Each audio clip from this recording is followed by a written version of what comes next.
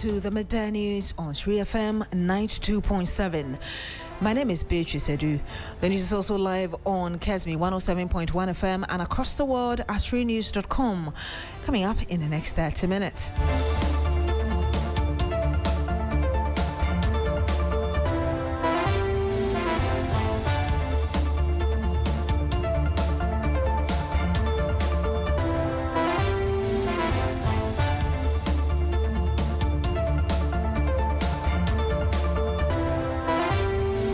NIMOS arrests 2 Chinese nationals involved in illegal mining. We'll bring you details of that.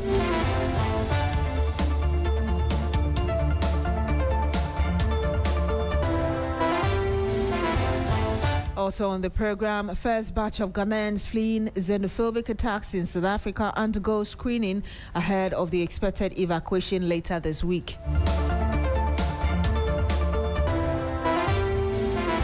Much later on the program, Ghana remains on high alert despite not recording any case of Ebola. This afternoon, officials of the Ghana Health Service are assessing the nation's preparedness to deal with potential infections.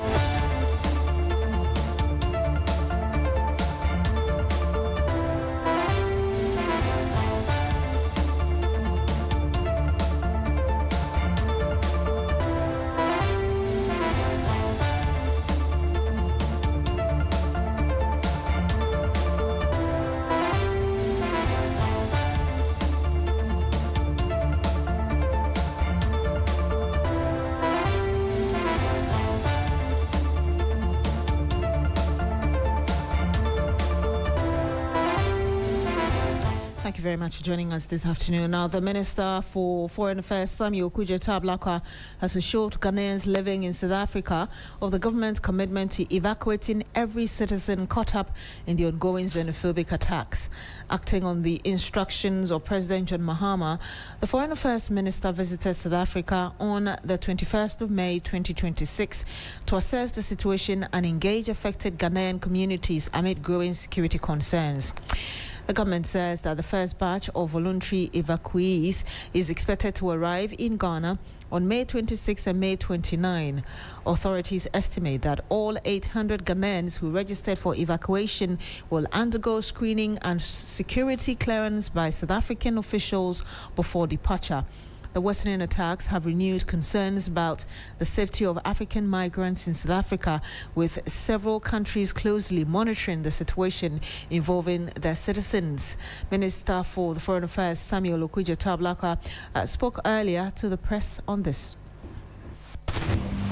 I'm very happy that as a country we have a president and we have leadership who care about their people and who will go every extent to protect the welfare, the interest, the dignity, and the safety of our compatriots. President Mahama says I should tell you that he's not going to rest until all of you are safe, until you are all taken out of harm's way. All of you who have written your names, we have the list, over 800 Ghanaians who are ready to be evacuated back home. We are going to make sure that you are assisted back home to the motherland where you all belong and where you will not have your dignity affronted. President Mahama also wants me to assure all of you that this is not just going to be an evacuation, but everything that has to be done to make sure that you are fully reintegrated and that you are supported to be back on your feet again. Because for some of you, this became your second home, and you haven't been to Ghana in a while. You have been establishing yourselves here, you are running businesses here, you are pursuing your professions here, but to suddenly be relocated, not something you really planned for. It is only appropriate that we support you, give you the needed assistance so that you can build your lives back once you get back home. As you know, in Ghana, we are always ready to receive our own and to support our brothers and sisters to find their feet. So that will not be difficult at all. And he had the Foreign Affairs Minister Samuel Okudzeto Ablakwa. Meanwhile, more than 300 Ghanaians are currently undergoing screening at the Ghana High Commission in Pretoria ahead of the expected evacuation on Wednesday. Stephen Konedu, a Ghanaian journalist based in Pretoria, spoke to my colleague earlier on a New Day.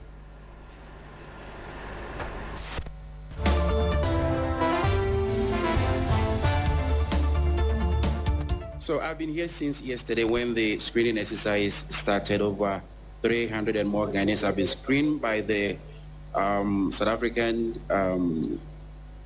people, the authorities, the Home Affairs officials. They were here yesterday to assist all 300 Ghanaians who are ready to be repatriated home.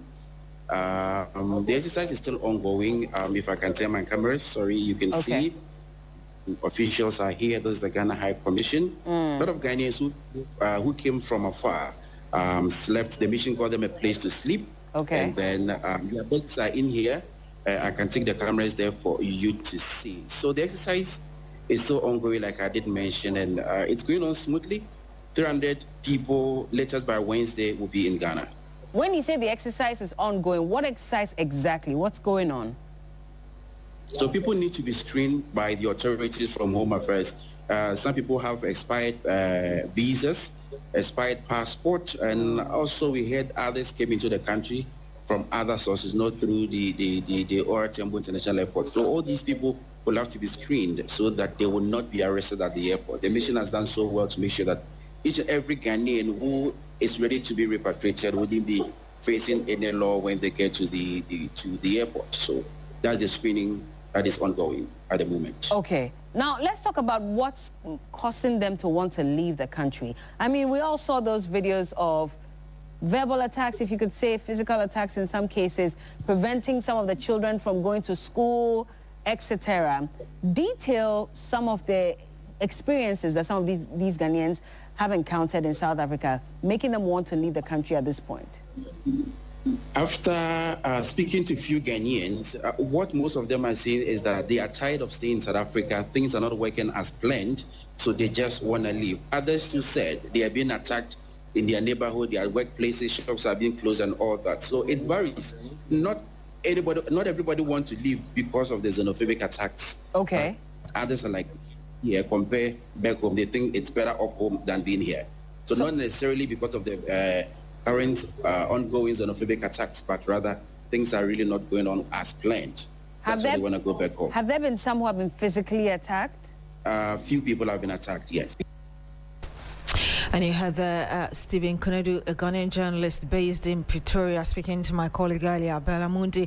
Let's speak to Sirona Pamela Naktongma, an international law lecturer at the Ghana Institute of Management and Public Administration, on the implications of the attacks for African unity and regional cooperation, especially as the continent marks AU Day today. Good afternoon to you, ma'am. Thank you so much for joining us. Good afternoon, and good afternoon to all your listeners. Let me first get your impression of, what's happening in South Africa and, coinciding really with African Union Day. Well, I believe the xenophobic attacks in South Africa are quite, of concern where international law is concerned. They are not merely internal public incidents. They have an impact on international law where foreign nationals or asylum seekers or migrant workers are targeted because of their nationality or perceived foreigners.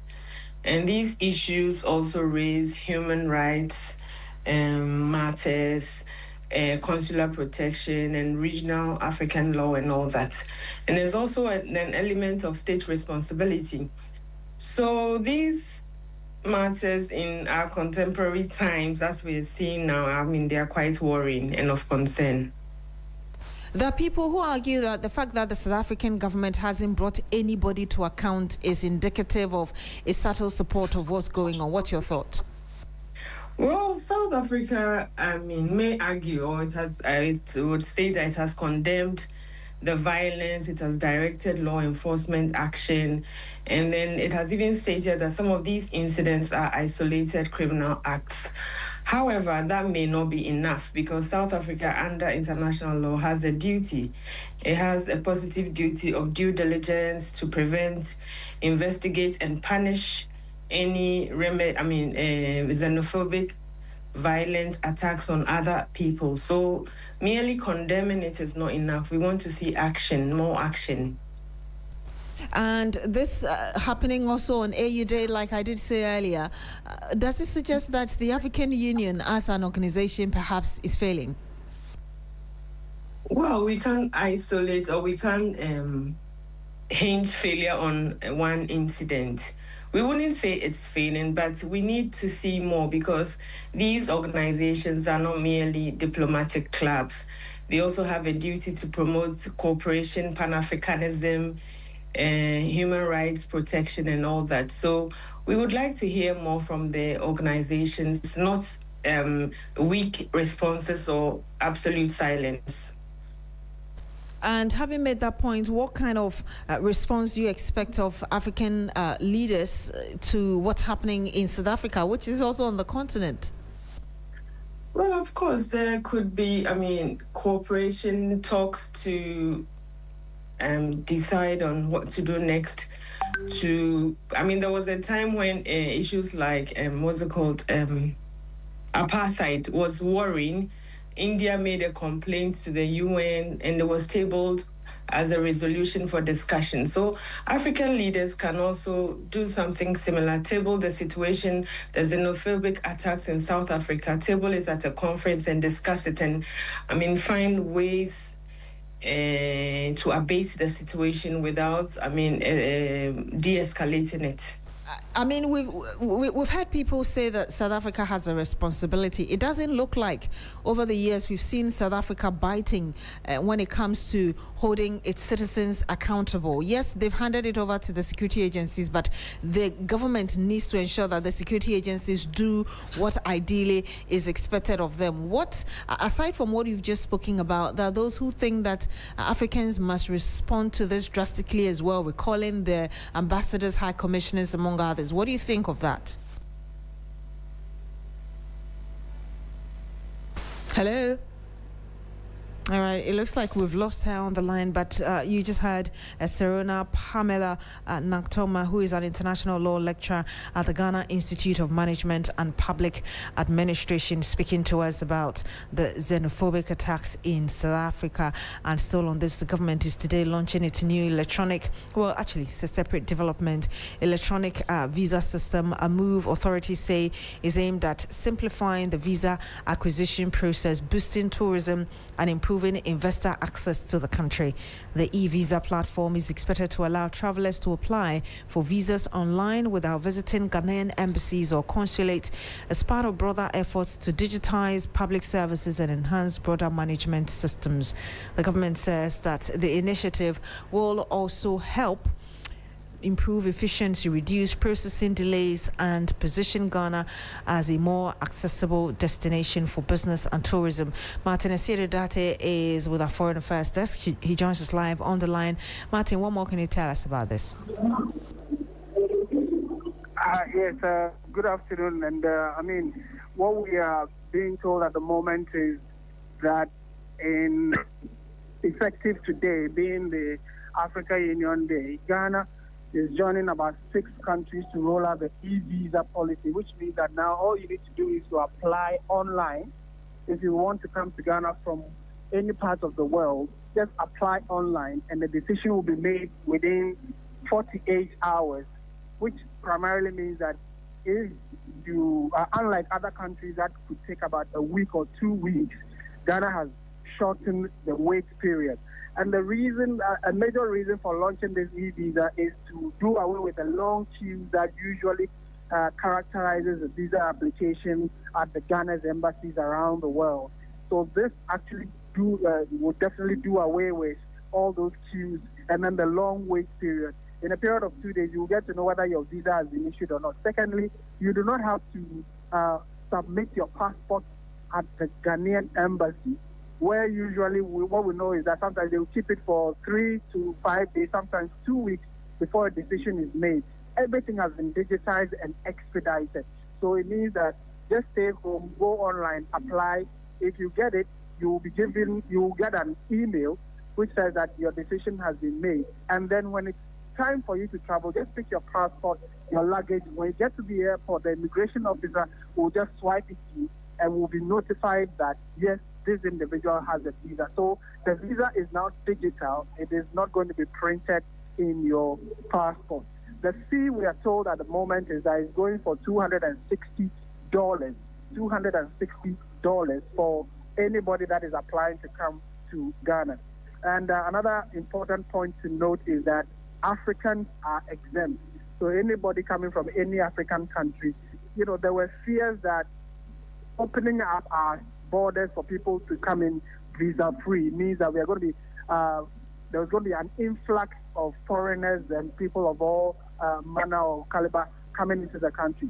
That has been vehemently dismissed. What they have said is that irrespective of you being an African coming into Ghana, you still have to apply, and then background check is done before you can be admitted. So it doesn't mean that the mere fact that you are African means you are coming into Africa because you are rolling out a visa-free policy.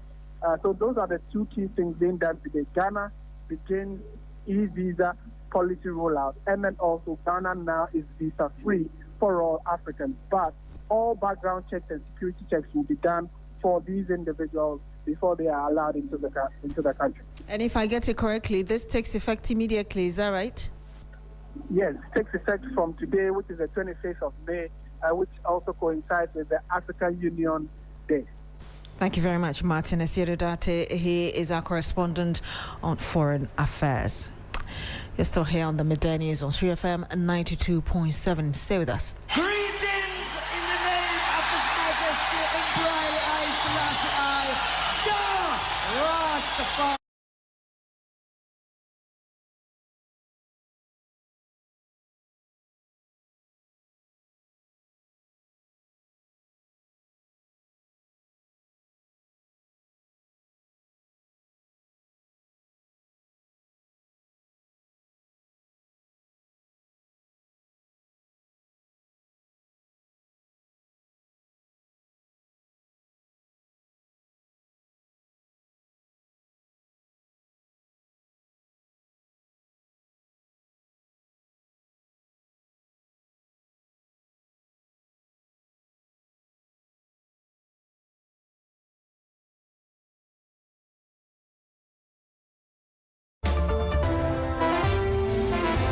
And you're still here on the Midday News on 3FM and 92.7, some 19 minutes past the hour of 12.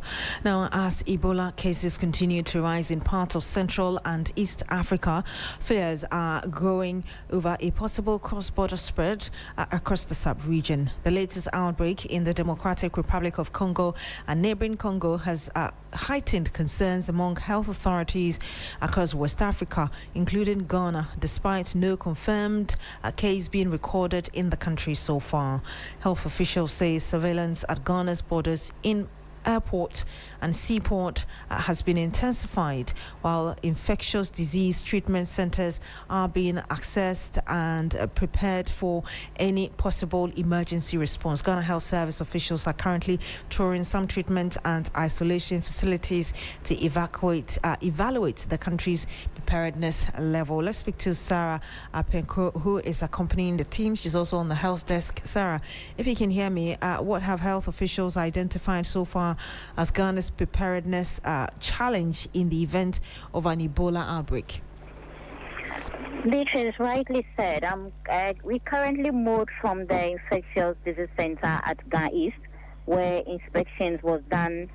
The ward, we understand it has 100-bed capacity, and so checks were done. The place looked ready. We understand there are currently no admissions.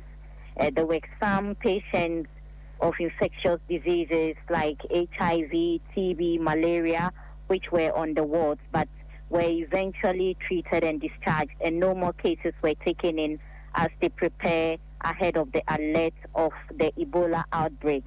As of today, according to the WHO, there have been 900 suspected cases and 200 deaths. So according to health officials, because of the 42 Ghanaians who were trained during the 2014-2016 Ebola outbreak, who went as part of the health workers for the response, have had enough skill and knowledge transfer to most Ghanaian health workers in the country across the various regions. So there is really no cause for alarm.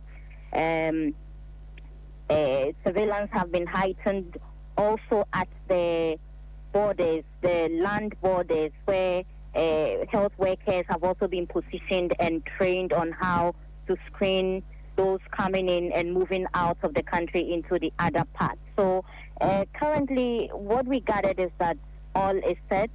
They really reassured us that they are on alert and there is no cause for alarm. We are currently on our way to the airport where we are expected to see how surveillance have been heightened, as well as there are passengers coming from the other East African countries where the Ebola cases are being reported, to see how the screening is being done to tell the public. Indeed. Aside from the issue about surveillance, has there been any plan, as it were, regarding measures to educate people just so they know what to do should anybody get contract Ebola? Certainly, the health officials say that learning materials have been put in force from the district level to the region. So moving forward, the regions and the district are also going to come up with their health communication directory to the populace as to how to identify any symptoms and the need for you to go to the hospital for it to be detected early.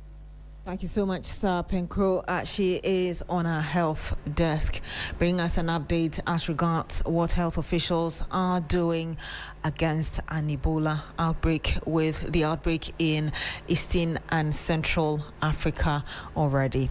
Now, the opposition New Patriotic Party is expected to petition the Chief Justice over what it describes as the unprofessional conduct of Circuit Court Judge, His Lordship Joseph Kungsong.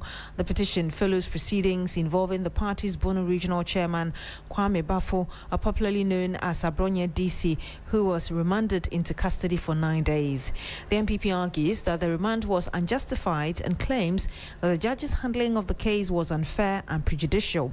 Abronye is currently facing charges of offensive conduct to the breach of the peace and publication of false news over comments he allegedly made in a viral social media video against a circuit court judge. Noble Crosby Annan is my colleague who is with the NPP covering this petition. He joins us live on the line.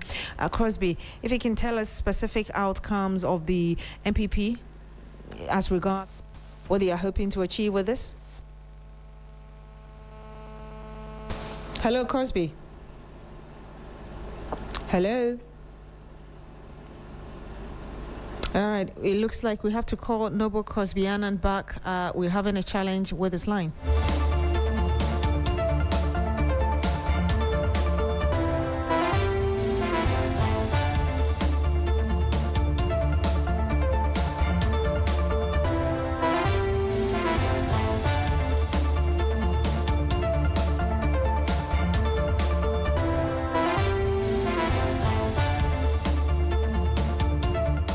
Now, the Roads Minister governs Kwame Agboja has cautioned contractors who go to site only when they hear of monitoring and evaluation exercise to desist from such practice and show commitment to work. While commending some contractors for the level of work done, the minister insisted that contractors must be proactive in their work and ensure they deliver on schedule. Road contractors never see the contract start and finish date as binding. 99% of road contracts in Ghana are never finished on schedule. But they add huge extra cost to the budget, unbudgeted, and now we need to find the money. We mean what we mean when we say that your contract starts and ends on a particular day. We are encouraging every contractor to work within that schedule. So when we see you slip up even 1%, we are not happy. We'll force you to, if you want to keep the contract, you have to bring yourself back to schedule. And fortunately for Northeast, almost all the projects we visited today are on schedule. Some of them are quite far advanced in terms of schedule, which is good news. So we mean what we mean when we say that you must be on schedule, because if you slip up now, incrementally, you might completely miss the completion date, and we don't want to miss any of the completion dates. It looks like the Mawum's project is the one that is most advanced, because they are almost over 30% when they should be just about half of that currently, and the quality of work and everything is good. So Mawum stands out today. And you heard the Roads Minister, Governs Kwame Agboja, interacting with journalists earlier. Let's speak to my colleague, Christopher Mwako, who is part of the entourage. He joins us live on the phone. Chris, what more can you tell us as regards what the minister said when he visited? Yes, so yesterday the minister visited some project sites in the Northeast region. One of the critical roads was the Nakpanduri Mentiri road, where he expressed satisfaction over the rate at which work was progressing.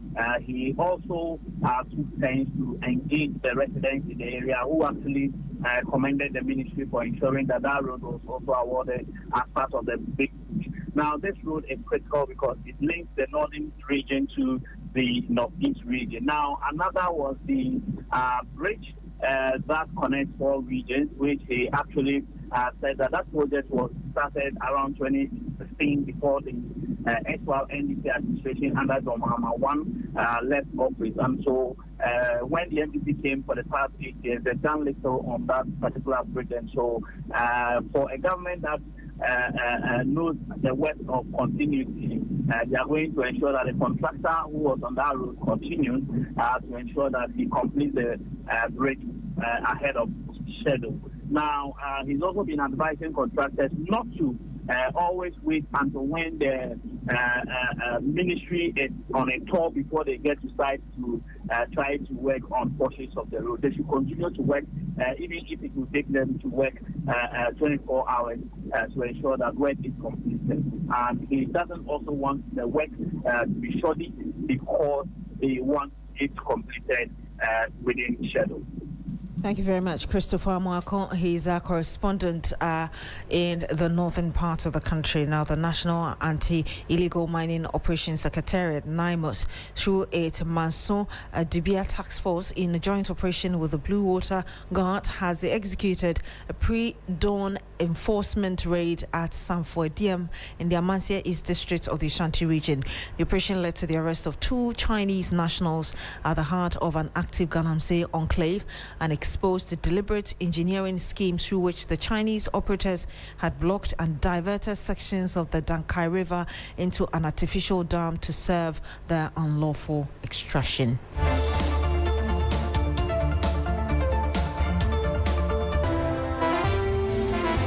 And that's it for the Midday News here on 3FM 92.7. My name is Beatrice Adu. Thank you very much for joining us this afternoon.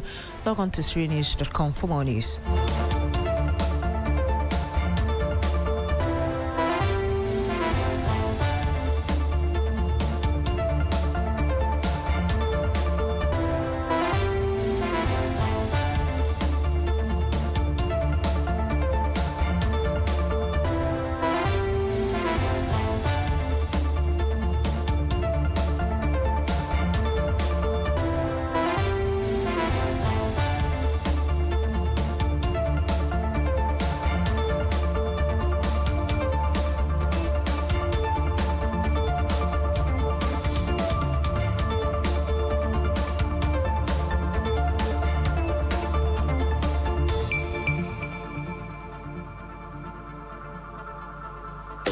FM 92.7, Urban Lifestyle Radio Station.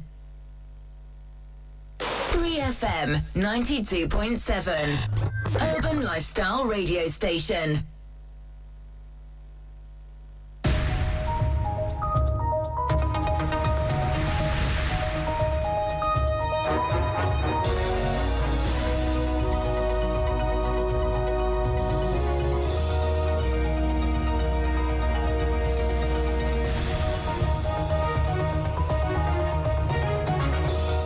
Hello there, good afternoon and welcome to Business Daily on 3FM 92.7. Coming up, CD plunges 10% in 2026, emerging as region's worst performing currency. Also, Ghana Revenue Authority warns foreign businesses to log books in English or face immediate tax audits. After we have visited, to know whether you are filing as we established. But once we see that that is not what is happening, then the audit will be immediate. Plus, Lands and Natural Resources Minister assures investors amid Takwa mine lease debate that there are no plans to nationalize mining assets. I am Michael Obodu. Details of these and many other stories lined up for you. Do stay tuned.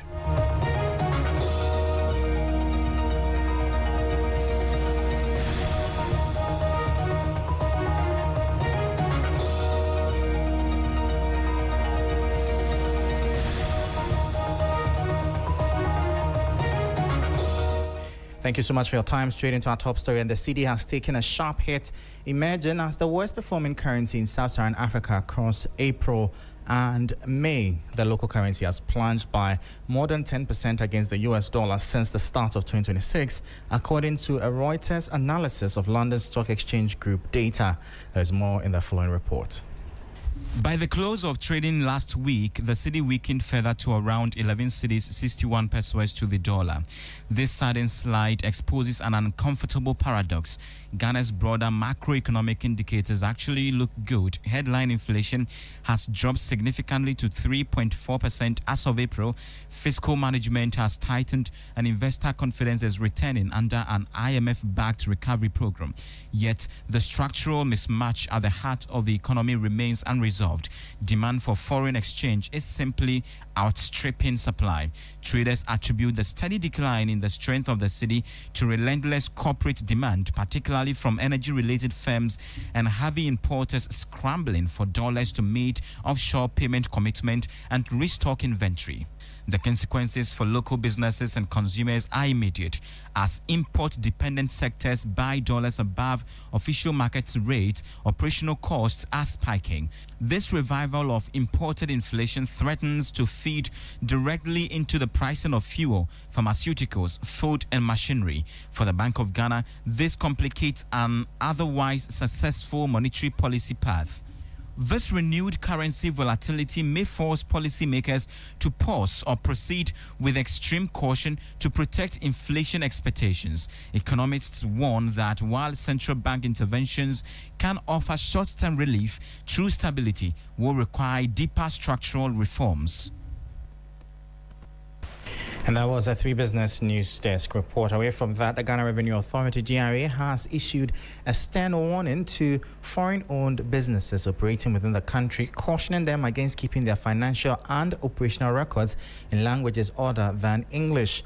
The tax authority revealed that any business found violating this directive will face swift punitive measures, including preemptive tax assessments and immediate corporate auditing.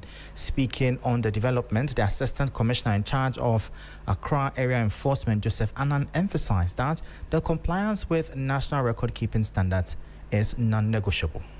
When we talk about taxpayers keeping documents, it includes receipts, invoices, vouchers, sales records, and the rest. So that when we come as Revenue Authority, we'll be able to appreciate and understand your records. But if we keep them in Chinese, it becomes useless to us. So this is a signal to our brothers and sisters who are doing business. We are not against you doing business with us. But then please, let's abide by the laws of this country. Preemptive assessment is not an audit, but then it helps us to know the extent of the tax we are losing just for the few records that we laid hands on. And then when we do the preemptive, it's weekly or monthly, but then we are able to assess averagely how much you were supposed to have declared and you failed to do so. So what we do is, at the back office, we look at your ledger after we have visited to know whether you are filing as we established. But once we see that that is not what is happening, then the audit will be immediate. That was the Assistant Commissioner in charge of Accra Area Enforcement, Joseph Annan, speaking there. Away from that, the Minister of Lands and Natural Resources, Emmanuel Amakofi-Boa, says government has no plans to nationalize mining assets in Ghana.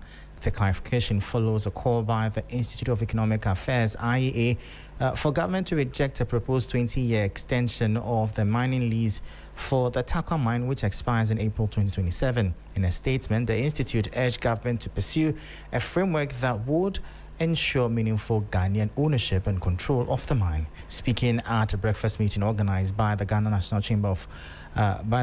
Chamber of Mines, the sector minister stressed that Ghana remains open to investors that can bring value to the economy. We are committed to working with investors that come to Ghana with a win-win mindset, who get good return on their investment, but know that they will leave value for Ghana. That is it.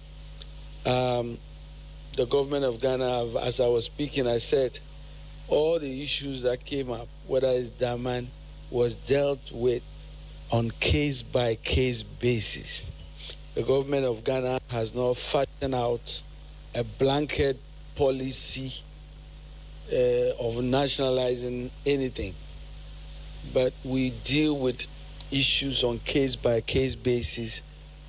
Our goal is to make sure that we empower Ghanaians in the industry. We help build Ghanaian capacity. Our goal is to partner with investors who come to Ghana with the understanding that they are going to have a good return on their investment. They will also leave behind expertise and help add value to our industry. That was the Minister of Lands and Natural Resources, Emmanuel Amakofi-Boa, speaking there. Now, government's recent foray into the domestic debt market hit a roadblock as its latest treasury bill auction fell short of its target, ending a brief streak of positive market runs. Looking to raise 4.486 billion cedis across the standard 91-day, 182-day and 364-day tenors, government encountered lukewarm investor appetite. There is more in the following report. Total public bids came in at 4.221 billion cedis, resulting in an undersubscription auction. Out of the submitted bids, the state ultimately accepted 3.934 billion cedis. Government fell short of its auction target by 264.86 million cedis. This setback spoils government's bid to secure a third consecutive oversubscription. The market had only recently broken out of a grueling 7-week undersubscription streak about 3 weeks ago, pointing to lingering tight liquidity conditions or shifting investor preferences in the domestic capital market. The 91-day bill proved to be the most popular, pulling in bids worth 2.526 billion cedis, with government accepting 2.511 billion cedis at a yield of 4.91%. The 182-day bill received 877.72 million cedis in bids, with the state locking in 723.5 million cedis at an interest rate of 7.04%. The 364-day bill saw investor offers totaling 817.12 million cedis, while government accepted 699.62 million cedis at a yield of 10.37%. The rate of subscription was 94.1%, while the undersubscription rate was 5.9%.